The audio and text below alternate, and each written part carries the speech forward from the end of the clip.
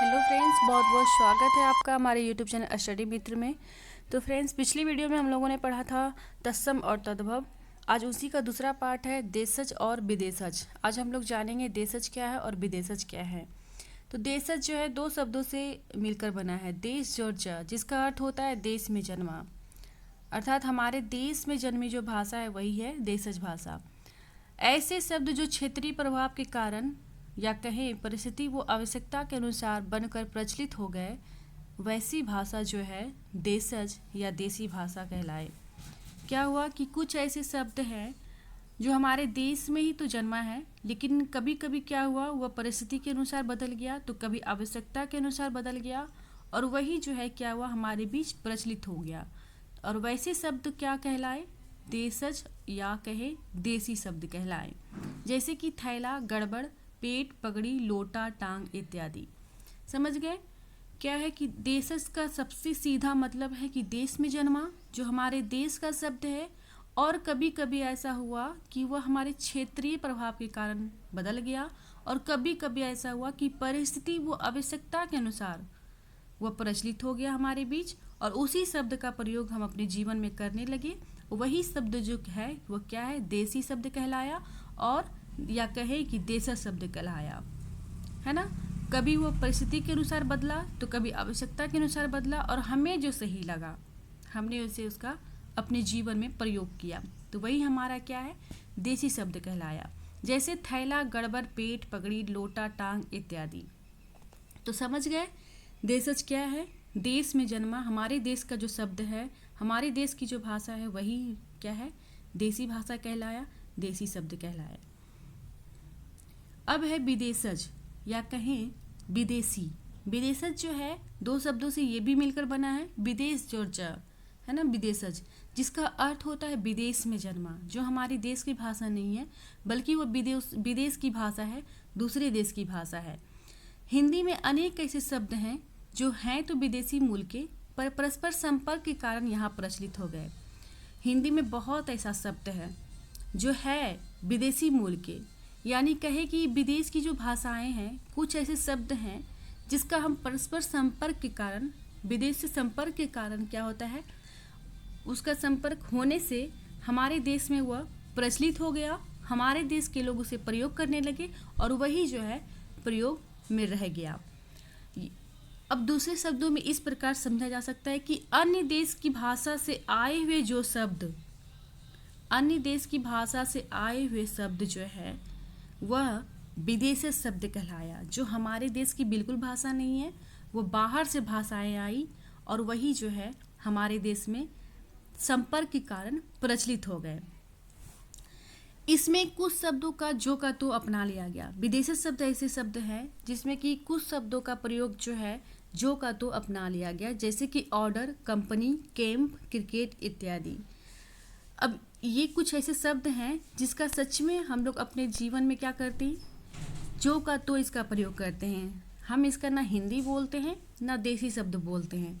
Order को ना हम हिंदी में बोलते हैं कुछ, ऑर्डर, कंपनी को भी हिंदी में नहीं कुछ बोलते हैं, ना अपने देश की भाषा में इसे यूज करते हैं। कैंप, क्रिकेट, ये सब जो है सब क्या है? विदेशी शब्द हैं, और इसका जो का तो क्या हुआ, वह प्रयोग में आने लगा।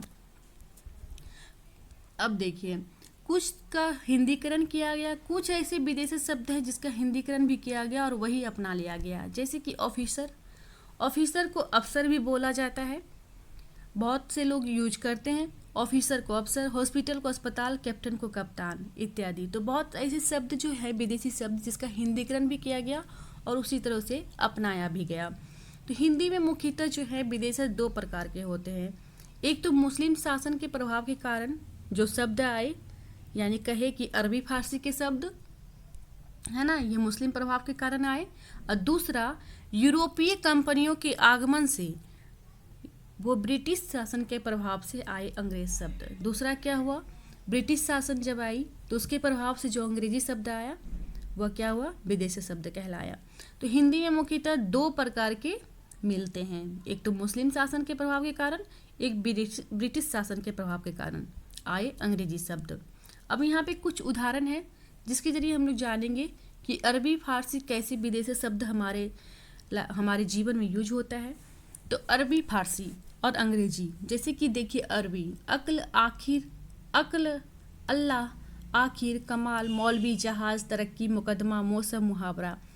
फारसी में आफत, उस्ताद, कमीना, कारीगर, जोर, बर्फी, मजा, मजदूर, वापिस, शादी और सितार। अंग्रेजी में देखिए अपील, अफसर, जज, पुलिस, कोर्ट, प्लेट, जग, लैंप, स्वेटर, हेड, ऑर्डर।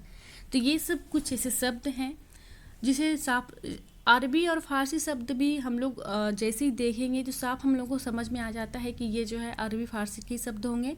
पर इसमें मैं थोड़ा सा एक हिंट्स आप लोग को दूंगी ताकि एग्जाम में आप लोग कंफ्यूज ना करें कि अरबी फारसी में अक्सर ऐसे शब्द आते हैं एग्जाम में कि जैसे कि अगर आपको जहाज़, यहाँ पे आपको दिख रहा होगा जहाज़, ये जहाज़ है।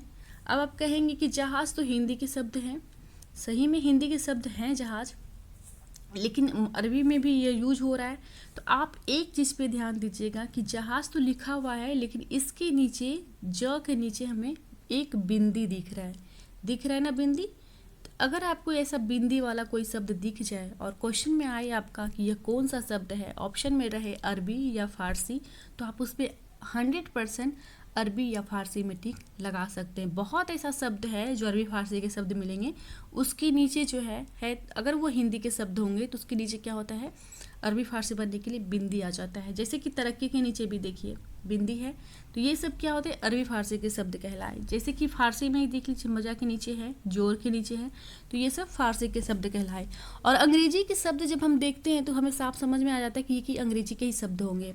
तत्सम में जहाँ हम लोग देखें कि संस्कृत का शब्द का प्रयोग किया जाता है, तद्भव में देखिए कि हिंदी का शब्द जो हम लोग डेली प्रयोग करते हैं, और देसी शब्द में जो देखिए हम लोग क्षेत्रीय प्रभाव के कारण जो शब्द प्रयोग होता है, जैसे कि पैर, पैर को हम लोग टांग बोलते हैं, वो क्षेत्रीय प्रभाव के कारण, वो देश एकदम देश की जो भाषा हुई वह हुई, और वो क्षेत्रीय प्रभाव के कारण टांग को पैर भी बोलते हैं, है ना। तो वो सब जो हुआ वो देसी हो गया, वो भी समझ जाएंगे। अब रहेगी अरबी फारसी की शब्द, अरबी फारसी के लिए भी मैंने बता ही दिया कि कुछ इसका हिंट्स दे दिया मैंने आप लोगों को कि बिंदी वाले जो अगर दिख जाए तो ये अरबी फारसी के शब्द होंगे और अंग्रेजी के आप पहचाने जाएंगे। वैसे मैं एक सजेशन देना चाहूँगी कि आप कहीं से भी व्याकरण की बुक उठाएं, कहीं से भी व्याकरण की बुक उठाएं, चाहे चौथी क्लास की हो या 5वीं क्लास की हो या किसी भी क्लास की हो, सारी की सारी बुक अच्छी होती है, आप उठाएं। अगर आपके पास नहीं है तो आप किसी से पास पड़ोस से लीजिए और एक दिन में ही तत्सम, तद्भव, देशज, विदेशज पूरा पढ़ डालिए, ख़त्म कर डालिए, और आपको साफ साफ समझ में आ जाएगा, बिल्कुल क्लियर हो जाएगा और फिर बिल्कुल आसान लगेगा यह पढ़ना भी। ठीक है, तो आप कहीं से भी उठाइए, कहीं से भी पढ़िए, सारी बुक अच्छी है और इसको पूरा एक दिन में कंप्लीट कर जाइए। तो इसी तरह अगली वीडियो में हम फिर हाजिर होंगे नेक्स्ट टॉपिक को लेके। आपको ये वीडियो हमारी कैसी लगी ज़रूर हमें कमेंट करके बताइएगा। मिलते हैं अगले वीडियो में, तब तक के लिए धन्यवाद।